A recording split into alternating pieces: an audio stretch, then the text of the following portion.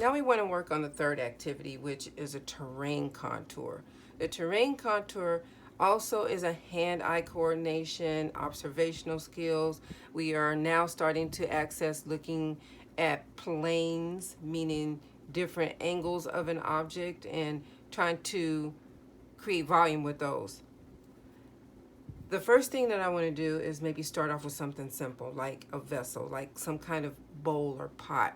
I don't have a really good example of a fruit or anything like that we can do, so let's go ahead and do a simple pot or bowl or cup, something like that. So what a terrain drawing is you're going to start off with just a basic contour of your cup or your bowl or whatever it is you're gonna do.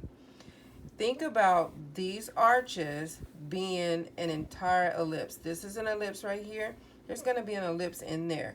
So what we're gonna do is follow the terrain of the initial ellipse to create more terrain lines across the surface to really emphasize that this vessel has an opening at the top and we can fill it with something. So we're creating the terrain of its surface, which is rounded. Okay? The terrain. So this one is rounded. You want to crawl up the sides just a little bit because remember, these are ellipses. The other side of the ellipse is hidden behind the cup. So if you had maybe, I'm going to use this pencil to show you that if we continue to go around, it would connect over here. So you have another ellipse. If this cup was transparent, you would be able to see the other side of this terrain line. Okay? Even on the inside, this is how you could create the terrain line for the inside of the cup. But I would go with a little bit lighter line so it won't fight with the thicker lines of the outside. Like these lines are a little bit thicker and these can be a little bit thinner in here. So here's one, and this line down here is going to create the ellipse, the other side of the ellipse for the back side of the cup, and so forth. So now we have inside terrains, we have outside terrains, creating a whole illusion of volume. We cross terrain again. We can take vertical lines this way that describe that the flat side or the front side of the vessel is straight down.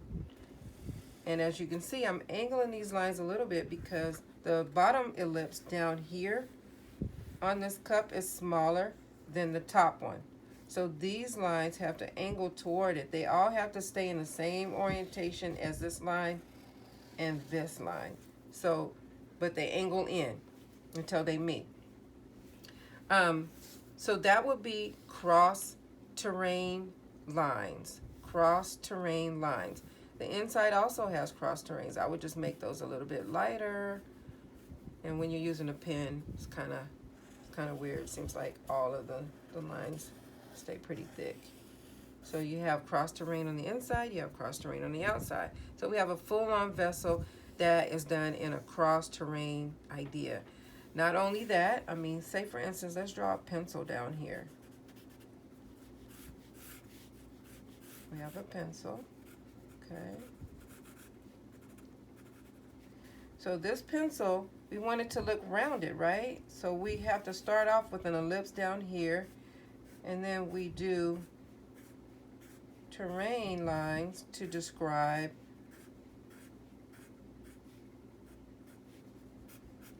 you could also cross terrain the other way to bring more realism in there. So that is cross terrain. These are really simple structures. Stay with simple, straightforward structures to get an idea of how to form that. That looks more dimensional than just having outside contour lines. We've added terrain lines inside of the structure so that it's not so flat. Okay?